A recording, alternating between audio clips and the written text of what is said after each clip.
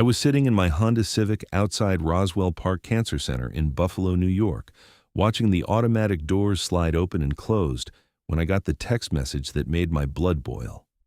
Mom was inside getting her third round of chemotherapy for stage 3 breast cancer, and I had driven her there at 6 in the morning like I did every other week. She always insisted I didn't need to wait, that I should go to work, but there was no way I was leaving her alone during this. My phone buzzed. Unknown number. Your mother's vehicle has been towed from 2847 Pinecrest Drive for violation of HOA parking regulations. Contact Riverside Meadows, towing at 716-555-8834 to retrieve. Storage fees apply. I stared at the screen, reading it 3 times to make sure I wasn't hallucinating. Mom's car, towed, from her own driveway, while she was getting chemotherapy. I called the number immediately, my hands shaking with rage. A bored voice answered on the 4th ring. Riverside Meadows Towing. Hi, I just got a message that my mother's car was towed from her own house. There must be some mistake. Address? 2847 Pinecrest Drive, I heard typing. Yeah, we got a Honda Accord from there this morning. 7:30, HOA request. You can pick it up at our lot on Industrial Avenue. That'll be $250 for the tow, plus $50 a day storage. Storage? It's been there for 3 hours. Daily rate starts when we pick it up. You want the car or not? I forced myself to breathe. Why was it towed? It was in her own driveway. Says here violation of HOA Regulation 14C, unauthorized vehicle storage exceeding 48 hours. You'll need to take that up with your HOA board. Unauthorized vehicle storage? She lives there. That's her car. She parks it in her driveway every single day. Look, man, I just tow them. HOA says tow, we tow. You coming to get it or what? I wanted to reach through the phone and strangle him. My mother is currently getting chemotherapy. She has cancer. She can't just come pick up her car right now. Not my problem. Like I said, it's $50 a day until you pick it up. We close at 6. He hung up. I sat there gripping my phone so hard I thought the screen might crack. My mother, who was inside a building having poison pumped into her veins to kill the cancer trying to kill her, now had to worry about her car being held hostage by some power-hungry HOA board member. I knew exactly who was behind this. Brenda Patterson, the HOA president of our neighborhood, had been a thorn in everyone's side since she took over 2 years ago. She was a 50-something woman with an asymmetrical blonde haircut that screamed, "I want to speak to the manager," and a collection of pastel cardigans that probably cost more than my monthly rent. She lived 3 houses down from Mom and spent her days patrolling the neighborhood with a clipboard looking for violations. Mom had told me about Brenda's increasingly unhinged complaints over the past few months. The trash cans were visible from the street for 4 hours after pickup. There was a small oil stain on the driveway. The mailbox was the wrong shade of black. Mom had been too tired and sick to deal with most of it, just paying the fines and trying to fix whatever Brenda decided was wrong that week. But towing her car while she was at chemotherapy? That was a new level of cruelty. I called my sister Olivia. She answered on the first ring, which meant she was probably in her office at the law firm in Manhattan. Hey Marcus, what's up? The HOA towed Mom's car, right now, while she's getting chemo. Silence. Then, very quietly, they did what? You heard me. Some regulation about unauthorized vehicle storage. I guess her car has been in the driveway too long? She lives there. Her car is supposed to be in her driveway. I know that. You know that. Apparently, Brenda Patterson doesn't care. I heard papers rustling. Is Mom okay? She doesn't know yet. She's still inside. I'm in the parking lot. Don't tell her until after treatment. She doesn't need this stress right now. Olivia's voice had gone cold and professional, which meant she was furious. My sister had 2 modes, warm and friendly or ice-cold attorney. Right now, she was definitely in attorney mode. How much do they want? $250 for the tow, $50 a day storage? But Liv, it's not about the money. Oh, I know. Trust me, I know. Listen, do not pay them anything yet. I'm going to make some calls. Can you stay with Mom until she's done? Of course. Good, I'll handle this. And Marcus, this Brenda person just made the biggest mistake of her life. My sister hung up and I felt marginally better. Olivia was an ADA attorney, which stood for Americans with Disabilities Act. She worked for a major firm that specialized in disability rights, and she had won some pretty significant cases over the past 5 years. I had seen her reduce opposing counsel to stammering messes in depositions. If anyone could handle Brenda Patterson, it was Olivia. But I was still angry. I got out of my car and paced the parking lot, trying to calm down before I went inside. Mom would see right through me if I was upset, and the last thing she needed was more stress. 2 hours later, Mom came out in a wheelchair pushed by a nurse. She looked exhausted, her skin pale and her eyes tired. The scarf wrapped around her head was a bright blue one that Olivia had sent her, trying to keep things cheerful. She saw me and smiled weakly. "Hey, baby, you're still here?" "Of course I am." I took over pushing the wheelchair from the nurse. "How are you feeling?" "Like I got hit by a truck, then the truck backed up and hit me again." She laughed, but it turned into a cough. "Same as always. Can we stop for soup on the way home? I'm craving that wonton soup from Ming's." "Anything you want, Mom." I got her into my car, trying to figure out how to tell her about her Honda. I decided to wait until we got the soup. At least then she'd have something warm in her stomach before I ruined her day even more. Ming's Palace was a small Chinese restaurant in North Buffalo that Mom had been going to for 30 years. They knew her by name, and when we walked in, Mrs. Chen immediately came around the counter to hug her. "Linda, how are you? You need soup, yes? I make you special order. Extra wontons. Very good for you." Mom settled into a booth while Mrs. Chen fussed over her, bringing hot tea and promising the soup would be ready in 5 minutes. I sat across from her, trying to figure out how to break the news. "You look worried," Mom said, wrapping her hands around the teacup. "What's wrong?" "Nothing's wrong. Just thinking about work." "Marcus Lawson, you are a terrible liar. You have been since you were 5 years old and tried to tell me the dog ate your homework. We didn't even have a dog." I sighed. There was no point in hiding it. "The HOA towed your car this morning." She blinked. "What?" "I got a text a couple hours ago. They towed your Honda from your driveway. Something about unauthorized vehicle storage exceeding 48 hours. Mom just stared at me. My car was in my driveway. I know. My car that I drive. Every day. That I've owned for 6 years. I know, Mom. They towed it while I was getting chemotherapy. Yes. She set down her teacup very carefully. I could see her hands shaking. How much? Don't worry about it. Olivia's handling it. How much, Marcus? $250 for the tow, 50 a day storage. Mom closed her eyes. When she opened them, there were tears. I can't deal with this right now. I just can't. Everything hurts. I'm so tired. I can barely stand up, and now I have to worry about getting my car back? What did I do wrong? I parked in my own driveway. You didn't do anything wrong. Brenda Patterson is on some kind of power trip, and she's going after everyone in the neighborhood. This isn't about you. It feels like it's about me. She wiped her eyes. I'm sorry. I'm just so tired of everything being hard. Can't one thing just be easy? Mrs. Chen arrived with 2 enormous bowls of wonton soup, took one look at Mom's face, and immediately sat down next to her. What's wrong? Who made you cry? I will go fight them. Despite everything, Mom laughed. The HOA towed my car, Mrs. Chen? Mrs. Chen's expression darkened. HOA, those people are crazy. My cousin in Amherst, her HOA said she couldn't plant tomatoes in her backyard. Her backyard. Said it was agricultural use in Buffalo. She patted Mom's hand. You eat soup. Soup makes everything better. And if HOA people come here, I ban them. No soup for HOA people. We ate in relative silence, Mom picking at her wontons while I tried to figure out what to do next. My phone rang. Olivia. Hey, I'm with Mom at Ming's. Put me on speaker. I did. You're on. Hi, Mom. How are you feeling? Like garbage, but Mrs. Chen's soup is helping. Mom's voice was steadier now. Olivia, honey, you don't need to get involved in this. I'll just pay the fee and get my car back. Mom, I'm already involved, and no, you're not paying anything. I've been looking into Brenda Patterson and the Riverside Meadows HOA, and there are some very interesting things I found. I leaned forward. Like what? Like the fact that they've been cited 3 times in the past year by the city for harassment of residents. Like the fact that there's already a pending class action lawsuit from another neighborhood where Brenda used to be president. Like the fact that their towing contractor has a very cozy relationship with Brenda and may be giving her kickbacks. Olivia's voice was crisp and professional.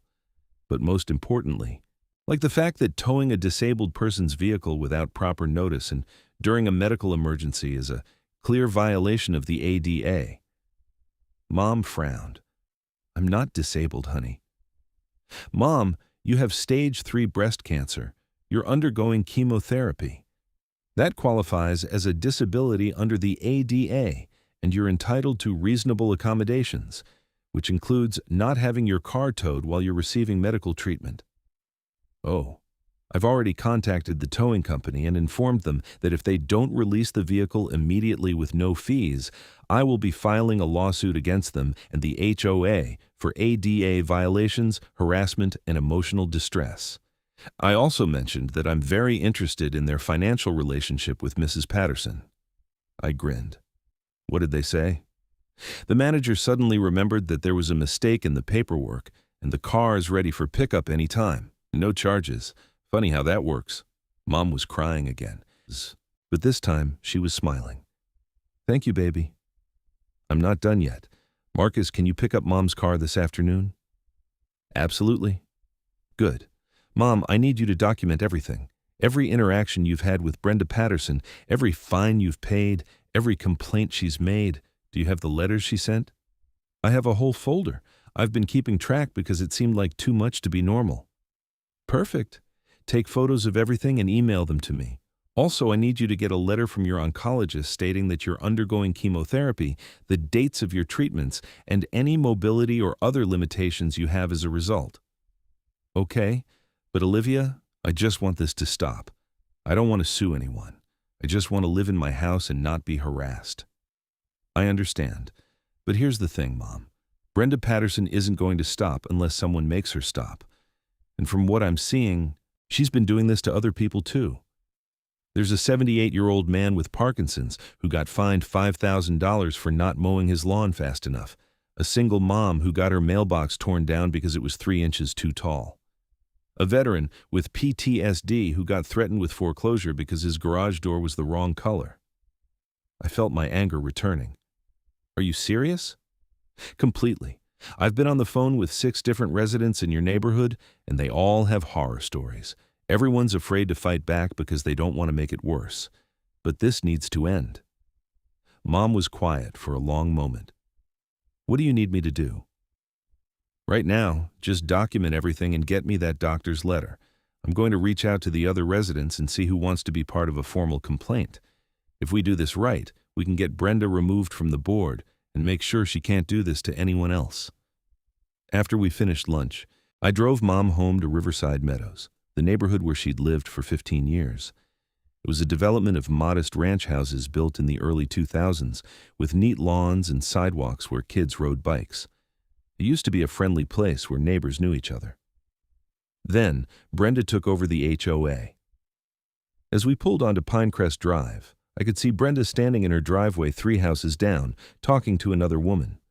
She was wearing a lavender cardigan and white capris, her clipboard clutched to her chest like a shield. When she saw my car, she actually smiled and waved. That woman has some nerve, I muttered. Just ignore her, Marcus. Help me inside and then go get my car, okay? I got Mom settled on the couch with her medications, a bottle of water, and the remote control. She was already falling asleep before I even left. Chemotherapy wiped her out for at least 24 hours after each treatment. The towing yard was exactly as depressing as I expected. A chain-link fence surrounded a gravel lot full of cars in various states of decay. Mom's Honda sat near the front, looking pathetically out of place. A guy in a stained t-shirt came out of a small office. Help you? I'm here for the Honda Accord. Linda Lawson. His expression changed. Right, yeah, hang on. He went back inside and returned with the keys. No charge, sorry about the confusion. Confusion? I took the keys. That's an interesting way to describe illegally towing a cancer patient's car. Look, man, we just do what the HOA tells us to do. Maybe you should be more careful about who you take orders from. I walked to the Honda, checking it over to make sure there was no damage. Everything looked fine. I drove it back to Mom's house and parked it in the driveway, in the exact same spot where it had been that morning. Then I took photos from every angle, documenting the date and time. If Brenda tried anything else, we'd have proof. She was still outside watering her flowers now. As I walked past her house toward where I'd left my car, she called out to me, "Excuse me, you're Linda's son, right?" I stopped but didn't walk over to her. "That's right. I wanted to let you know that the HOA board has been very patient with your mother's violations, but we can't make exceptions just because someone is sick. Everyone needs to follow the rules." I turned to face her fully. "You towed her car while she was getting chemotherapy." Brenda's smile didn't waver.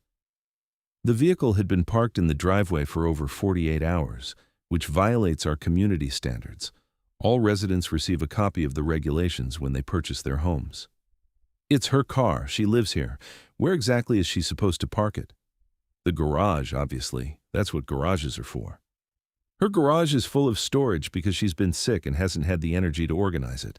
That sounds like a personal problem. The HOA has standards to maintain.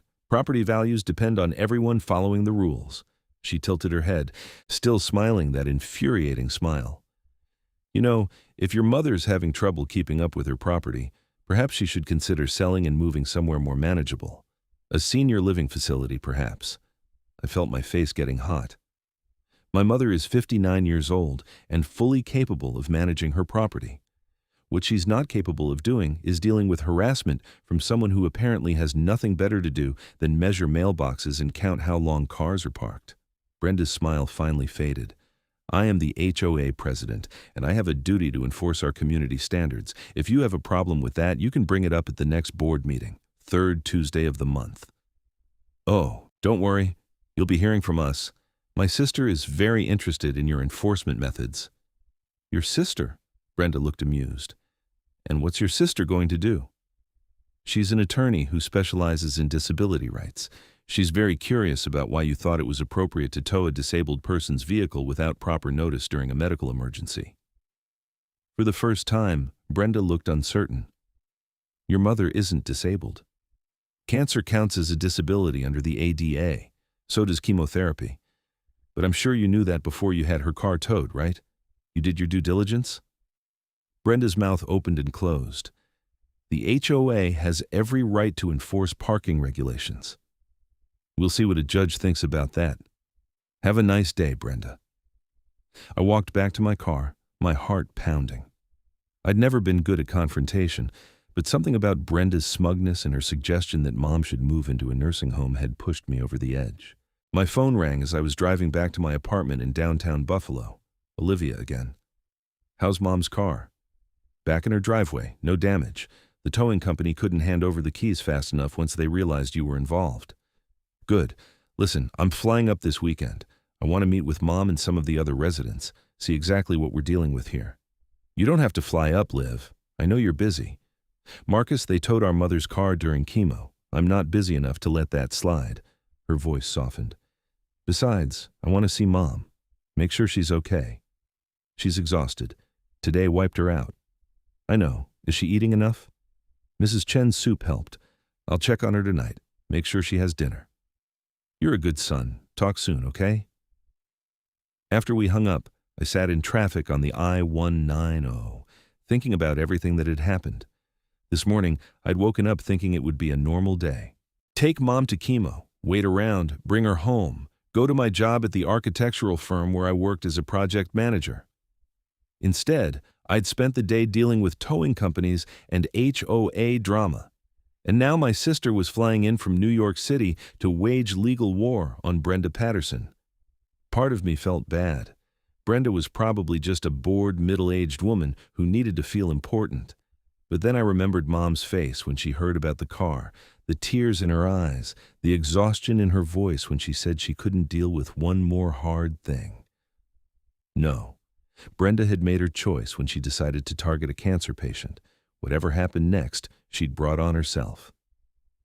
I went to my apartment, showered and changed, then headed back to Mom's house with takeout from her favorite Thai place. She was awake when I got there, sitting up on the couch and working on her laptop. "You didn't have to come back," she said, but she looked happy to see me. "I brought pad thai and spring rolls. My favorite son. I'm your only son, which makes you my favorite by default." She closed her laptop. I've been emailing with Olivia. She sent me a template for documenting everything Brenda's done. I didn't realize how much there was until I started writing it all down. We ate dinner while Mom told me about the past 2 years under Brenda's reign as HOA president. It started small. Reminders about trash can placement, notices about approved paint colors, letters about lawn maintenance schedules. Then it escalated. Fines for violations that didn't exist, threats about foreclosure if fees weren't paid immediately, random inspections of people's yards while they were at work. She came into my backyard once, Mom said. I was at a doctor's appointment, and I came home to find her measuring the distance between my fence and my neighbor's property line. She claimed she had the right to access any property for inspections. I didn't know if that was true or not, so I just let it go. That's trespassing, Mom. I know that now. But at the time, I was just so tired and sick, and I didn't want to fight. It seemed easier to just comply. That's what she counts on, people being too tired or scared to push back. Mom nodded slowly.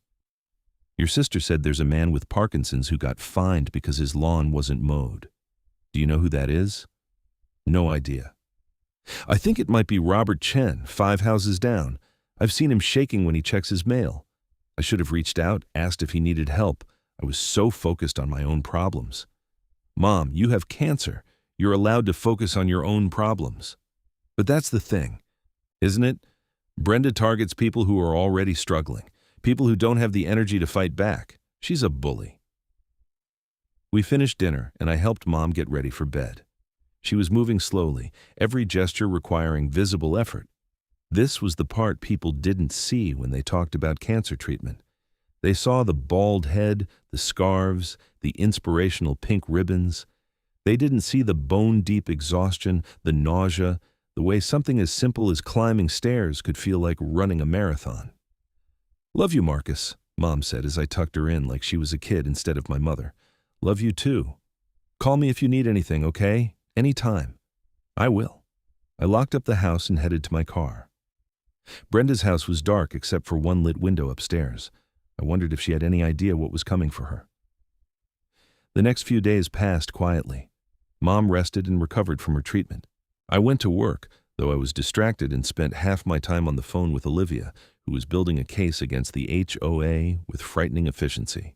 I've talked to 11 residents so far, she told me on Wednesday. Every single one has a story.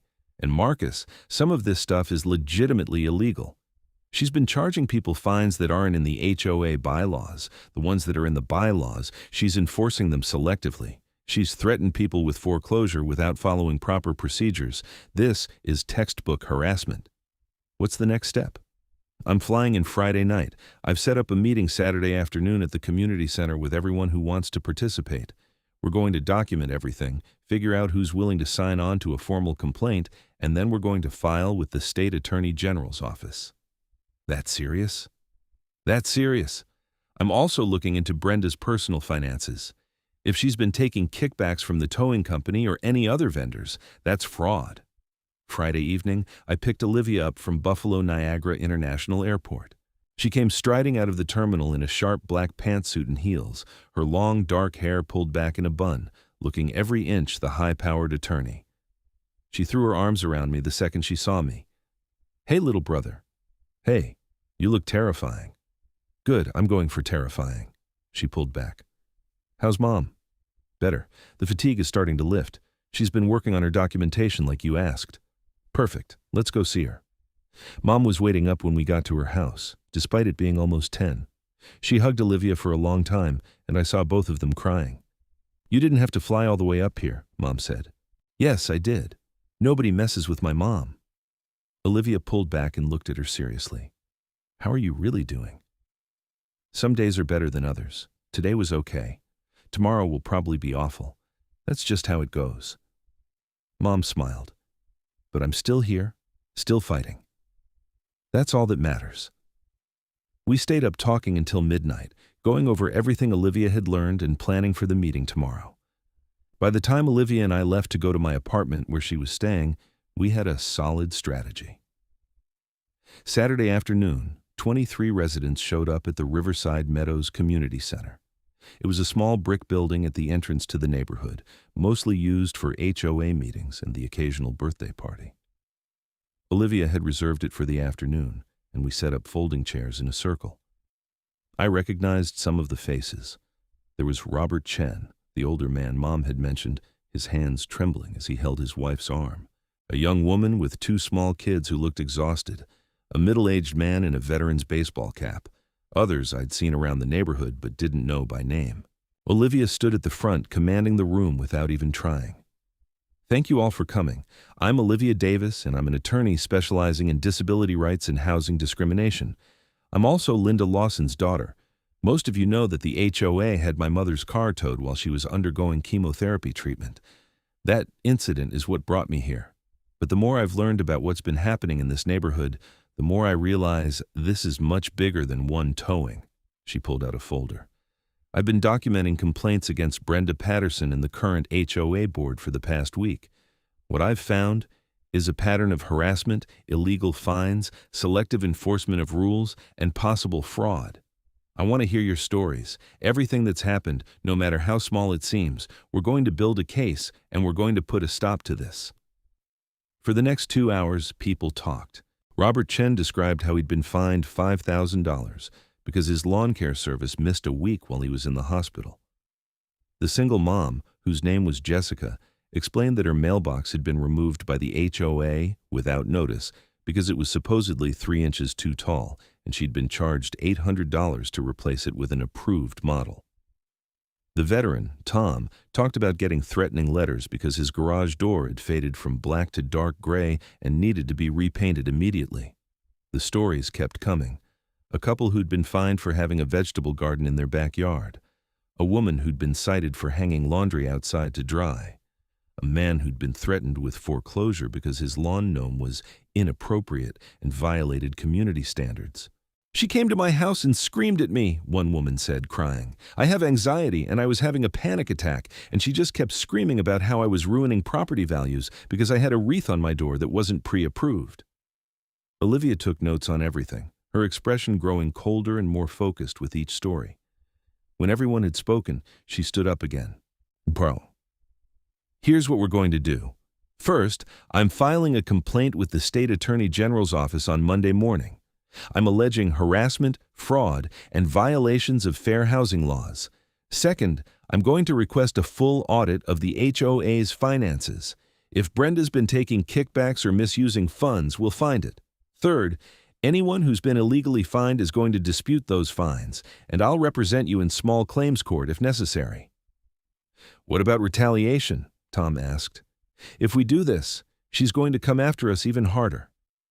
Any retaliation will be documented and added to the complaint. She's already in serious legal trouble.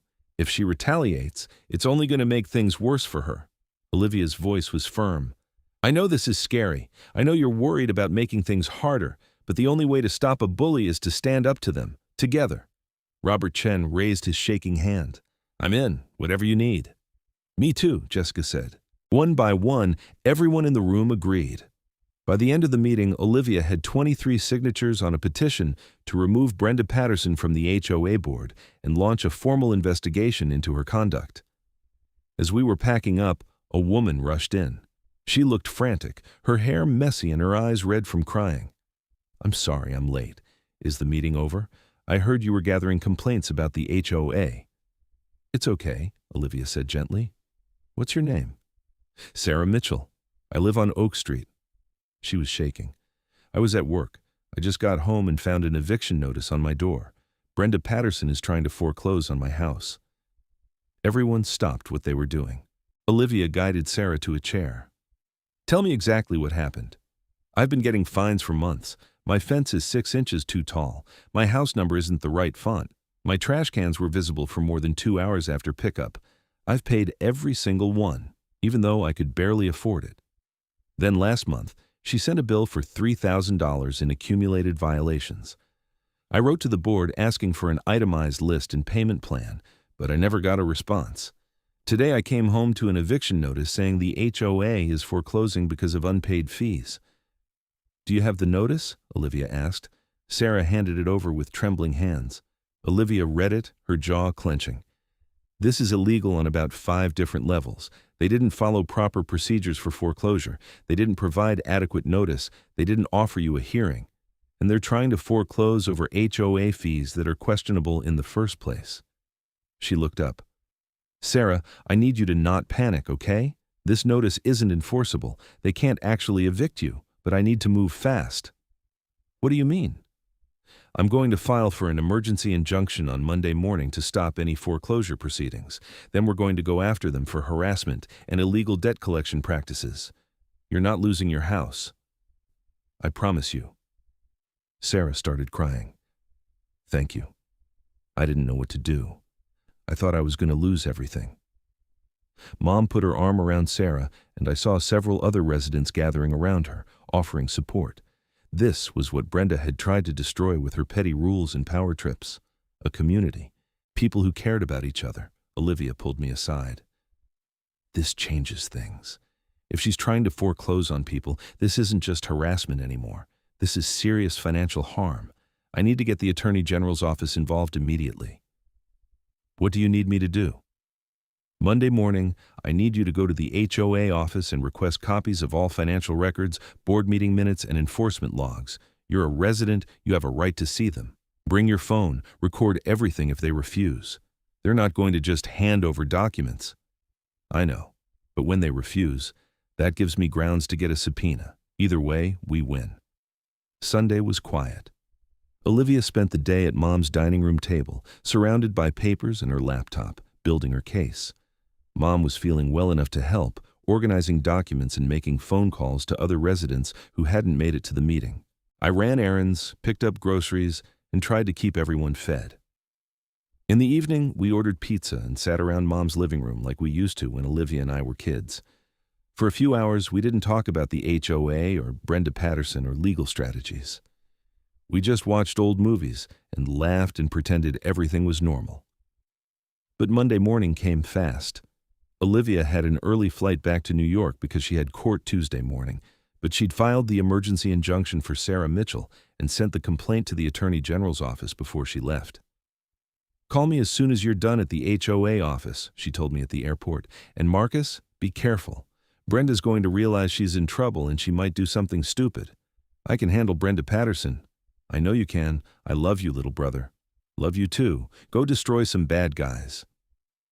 The HOA office was a converted garage at Brenda's house. Of course it was.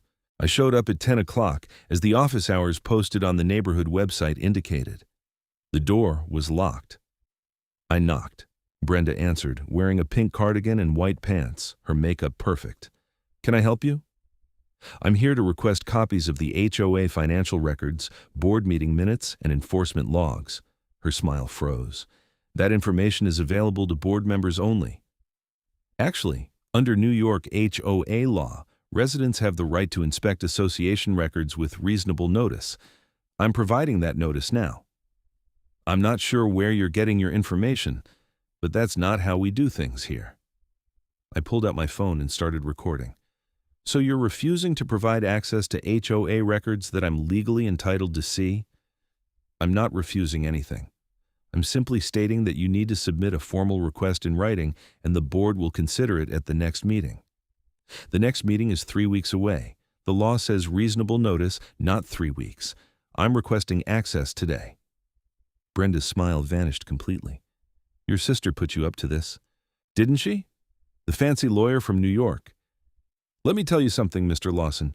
I've been running HOAs for 15 years. I know exactly what I'm doing, and I don't appreciate being threatened. Nobody's threatening you. I'm simply exercising my rights as a resident. Your mother has been nothing but problems since she got sick, late on her HOA dues, letting her property fall into disrepair, parking violations, refusing to comply with community standards. Maybe if she spent less time complaining and more time following the rules, she wouldn't have these issues. I felt my face getting hot. My mother has cancer. She's undergoing chemotherapy. The fact that her lawn isn't perfectly manicured every single week is because she's fighting for her life, not because she doesn't care about community standards. Everyone has problems. Mr. Lawson, that doesn't exempt anyone from their responsibilities. And your responsibilities as HOA president include not harassing disabled residents, not conducting illegal foreclosures, and not taking kickbacks from towing companies. How are you doing on those responsibilities, Brenda? Her face went pale, then red. Get off my property, now. Happy to. I got what I needed. I held up my phone, still recording. You refusing to provide access to HOA records on video. Thanks for making my sister's job easier. I walked back to my car while Brenda stood in her doorway, practically vibrating with anger. As I drove away, I called Olivia. She refused. I got it on video. Perfect. That's exactly what I needed. I'll have the subpoena by end of day tomorrow. Things moved fast after that. By Tuesday afternoon, Olivia had a subpoena for all HOA records. By Wednesday, a process server had delivered it to Brenda Patterson's house. By Thursday, the Buffalo News ran a story about the investigation into the Riverside Meadows HOA, with quotes from residents about the harassment they had experienced. Brenda went silent. No more notices about violations, no more patrols with her clipboard. Her curtains stayed drawn, and her car stayed in her garage. The state attorney general's office moved with surprising speed. Within 2 weeks, they'd conducted a full audit of the HOA finances and found multiple irregularities. Brenda had been approving contracts with vendors who gave her personal kickbacks. She'd been charging residents for violations that didn't exist in the bylaws and pocketing the money. She'd been selectively enforcing rules based on personal vendettas. The foreclosure attempt against Sarah Mitchell was thrown out immediately. The judge was furious about the procedural violations and ordered the HOA to refund all of Sarah's fees, plus damages for emotional distress. Then the criminal investigation began. The Erie County District Attorney's Office got involved, looking into fraud charges. Olivia flew back to Buffalo to represent Mom and several other residents who were giving statements. I was at work when my phone rang with a number I didn't recognize. I almost didn't answer, but something made me pick up. Is this Marcus Lawson? Yes. This is Detective James Morrison with the Erie County District Attorney's Office. I'm calling about the investigation into Brenda Patterson and the Riverside Meadows HOA. We'd like you to come in and give a statement about your interactions with Mrs. Patterson. Of course. When? Would tomorrow morning work? 10 o'clock at our office downtown? I'll be there. The next morning, I found myself in a small conference room with Detective Morrison and an assistant DA, going through everything that had happened.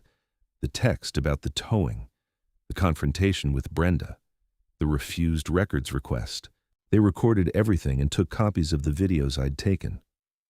We appreciate your cooperation, Detective Morrison said. I want you to know that we're taking this very seriously. Mrs. Patterson is engaged in a pattern of harassment, fraud, and abuse of her position that has harmed dozens of residents. What happens now? We're preparing criminal charges, fraud, embezzlement, theft of services. She's also facing multiple civil lawsuits. Your sister has been very thorough in documenting everything. She's good at her job. Clearly, between you and me, this is one of the more clear-cut cases I've seen. Mrs. Patterson kept meticulous records of all her violations and fines, which makes proving our case pretty straightforward. She basically documented her own crimes. I left the DA's office feeling lighter than I had in weeks. This was really happening. Brenda Patterson was going to face consequences for what she'd done. Mom's next chemotherapy treatment came around, and this time when I drove her to Roswell Park, her car sat undisturbed in the driveway. I took a picture of it before we left, just in case, but I knew there wouldn't be any problems. Brenda had bigger things to worry about than parking violations. How are you feeling about all this? Mom asked on the drive. About what? Everything that's happened, the investigation, the charges. I know you don't like conflict. I hate conflict, I admitted, but sometimes conflict is necessary. Brenda was hurting people, Mom. She was hurting you. Someone had to stop her. I'm glad it was Olivia and you. She reached over and squeezed my hand. I'm proud of you, Marcus. You stood up for me when I didn't have the strength to stand up for myself. That's what family does. 2 weeks later, Brenda Patterson was arrested at her home and charged with 10 counts of fraud, 5 counts of embezzlement, and multiple counts of harassment. The local news covered it extensively, showing footage of her being led out in handcuffs while neighbors watched from their yards. I should have felt triumphant. Instead, I just felt tired and sad. Brenda had destroyed her own life because she needed to feel powerful and important. She'd hurt so many people in the process, all over stupid things like fence heights and mailbox colors. The HOA called an emergency election for a new board. Robert Chen was elected president. Jessica became vice president. Tom took over as treasurer. The new board's first action was to review and eliminate half the regulations Brenda had created, keeping only the ones that made sense and were actually in the original bylaws. Their second action was to refund all the illegal fines Brenda had collected and issue a formal apology to every resident who'd been harassed. The neighborhood started to feel different. People came outside again. Kids played in yards. Neighbors talked to each other instead of eyeing each other suspiciously. The community center hosted a barbecue in June, and almost everyone attended. Mom's cancer treatment continued. She had good days and bad days, but she didn't have to worry about the HOA anymore. She could focus on healing. Brenda Patterson pleaded guilty to all charges in August. As part of her plea deal, she agreed to pay restitution to all the residents she'd defrauded, perform community service, and never serve on an HOA board again. She got 3 years in prison, with the possibility of parole after 18 months. I watched the sentencing on the local news. Brenda looked small and defeated in her orange jumpsuit, nothing like the imperious woman in pastel cardigans who'd terrorized the neighborhood. Her lawyer made a statement about how she'd gotten carried away with her responsibilities and lost perspective. The judge wasn't sympathetic.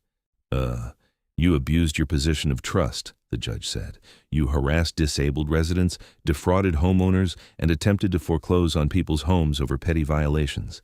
You showed no mercy to the people you were supposed to serve. This court will show you none in return."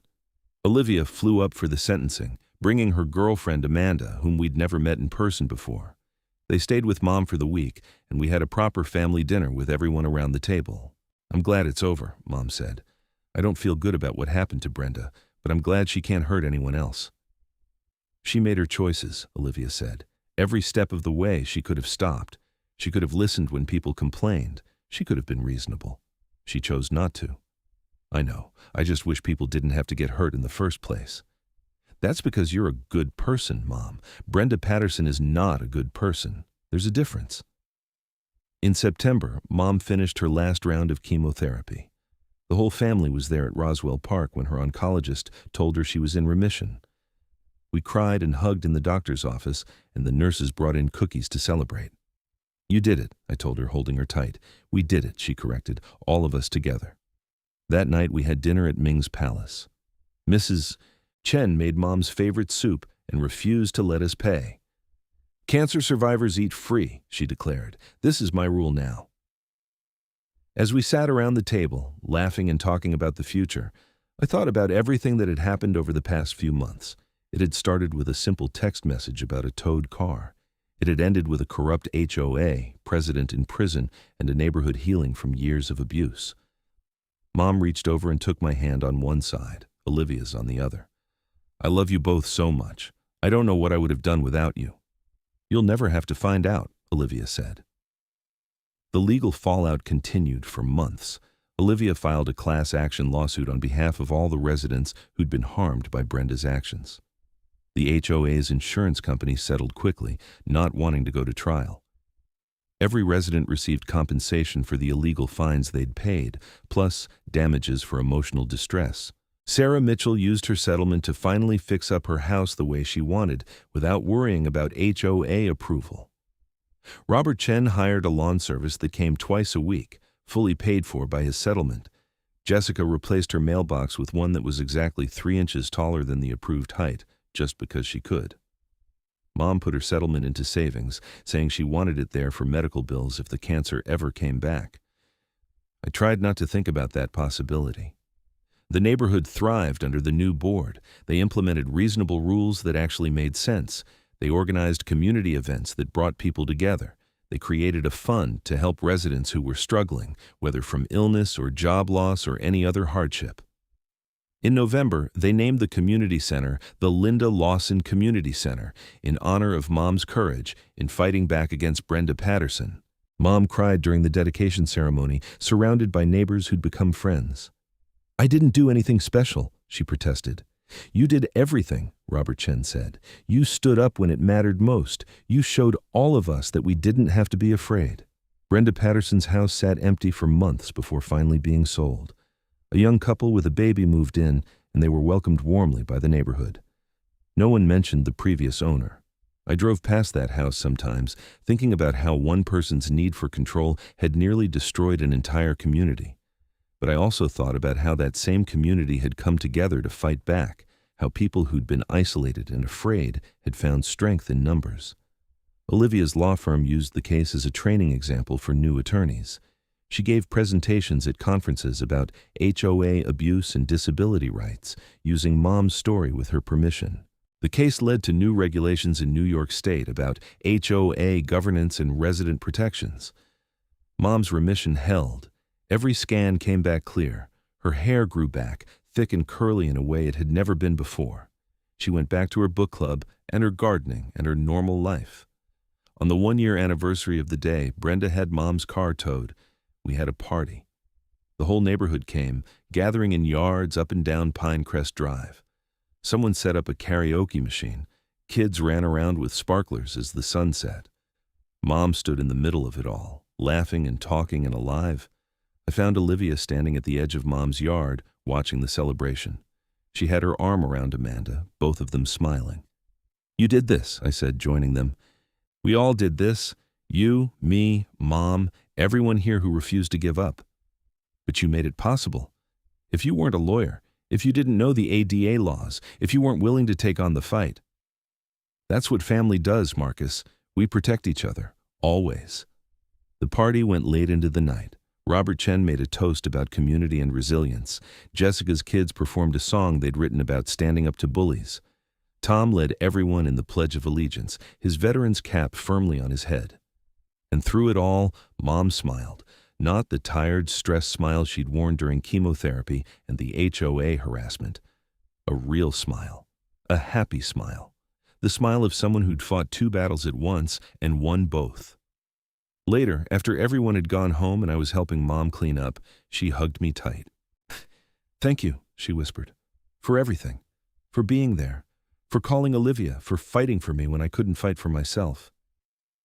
"You never have to thank me for that, Mom." "Never." We stood there in her kitchen, paper plates and plastic cups scattered around us, the smell of grilled food still hanging in the air. Outside, the neighborhood was quiet and peaceful. Mom's Honda sat in the driveway, right where it belonged. Brenda Patterson was in prison. The neighborhood was healing. Mom was in remission, and our family was stronger than ever. It hadn't been an easy journey. There had been moments when I'd wanted to give up, when the fight seemed too hard and the odds too steep. But we'd persevered, and we'd won. Because that's what you do when someone threatens your family. You fight back. You stand up. You don't let bullies win. And sometimes, if you're very lucky, you have a sister who's an ADA attorney and knows exactly how to make those bullies pay for their crimes. The legal system had worked the way it was supposed to. The community had come together the way communities should. And justice, for once, had actually been served. As I drove home that night, passing house after house with lights on and families inside, I felt grateful. Grateful for Olivia's expertise and determination. Grateful for the neighbors who'd found the courage to speak up. Grateful for the detective and the DA who'd taken the case seriously. Grateful for Mom's strength through everything. But most of all, I was grateful that when Brenda Patterson had made the mistake of towing a cancer patient's car during chemotherapy, she'd picked the wrong cancer patient. Because that cancer patient had children who loved her fiercely and would move heaven and earth to protect her. Brenda had thought she was untouchable, that her position as HOA president gave her unlimited power. She'd learned the hard way that power without accountability is just tyranny, and tyranny never lasts. The neighborhood of Riverside Meadows would remember this chapter in its history. They'd remember the dark days under Brenda Patterson's rule, but more importantly, they'd remember how they came together to end it, how they supported each other, how they rebuilt their community into something better than it had been before, and they'd remember Linda Lawson, the woman who'd been undergoing chemotherapy when her car was towed, who'd become the catalyst for change. Mom didn't want to be remembered that way. She just wanted to live her life in peace. But sometimes we become symbols whether we want to or not. The community center bearing her name would stand as a reminder that even when you're at your weakest, even when you're fighting for your life, you still have rights, you still have dignity, and you still have people who will fight for you. Months turned into years. Mom's remission held strong. She hit the 2-year mark, then the 3-year mark. Each clear scan was a celebration. The new HOA board continued to run the neighborhood with common sense and compassion. Property values actually increased once people realized they could live there without constant harassment. Brenda Patterson was released on parole after serving 20 months. She moved to a different state, and I never heard about her again. I hoped she'd learned something from the experience, but I honestly didn't care. She was no longer our problem. Olivia made partner at her law firm, partly on the strength of the Riverside Meadows case. She and Amanda got engaged, and they were planning a wedding for next summer. Mom was already planning her mother of the bride outfit and crying happy tears every time someone mentioned it.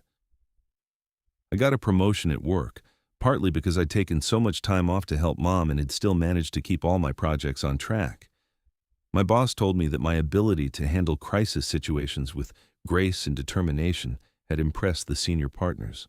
I didn't tell him that dealing with Brenda Patterson had made work crises seem like nothing in comparison. Life went back to normal, or as normal as it gets after you've watched your mother fight cancer and your sister take down a corrupt HOA president. We had family dinners every Sunday. We celebrated holidays together. We lived our lives. But sometimes I'd drive through Riverside Meadows and think about that day I got the text message about the towed car. How angry I'd been, how helpless I'd felt, how I'd called Olivia and set in motion a chain of events that changed everything. One person can make a difference. That's what people always say, and it sounds trite and obvious. But it's true. Brenda Patterson was one person who made a terrible difference through abuse of power. Olivia was one person who made a powerful difference through the law. Mom was one person who made a quiet difference just by refusing to be broken. And me, I was just a son who loved his mother and refused to let anyone hurt her. Sometimes that's enough. The story of the Riverside Meadows. HOA scandal became local legend. Law students studied it. HOA reform advocates cited it. Other neighborhoods dealing with similar situations reached out to Olivia for advice and representation. Good things came from bad situations. That's not to say the bad situations were worth it. Mom never would have chosen cancer, and the neighborhood never would have chosen Brenda Patterson's tyranny. But once you're in a bad situation, the only thing you can do is try to make something good come out of it. We made something good. A stronger family, a healthier community, legal precedents that would protect other people in similar situations, and the satisfaction of knowing that when it mattered most, we'd stood up and fought back and won. Years from now, long after all of us are gone, that community center will still stand with Mom's name on it. Future generations will walk past it and maybe wonder who Linda Lawson was and why she mattered. I hope someone tells them the story, not to glorify the struggle, but to remember the lesson. Bullies can be defeated, communities can heal, justice can be served. And sometimes all it takes is one person having enough courage to say, "No more," and mean it. That person was my mom. But it was also every single resident who came to that meeting at the community center and agreed to stand together. It was Robert Chen with his shaking hands, Jessica with her 2 little kids, Tom in his veteran's cap, Sarah facing foreclosure, and all the others whose names I learned and stories I heard. It was my sister Olivia, who flew across the state to protect her family and ended up protecting an entire neighborhood.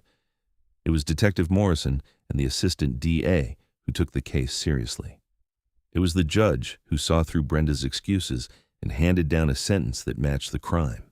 It was everyone who chose to do the right thing when doing nothing would have been easier.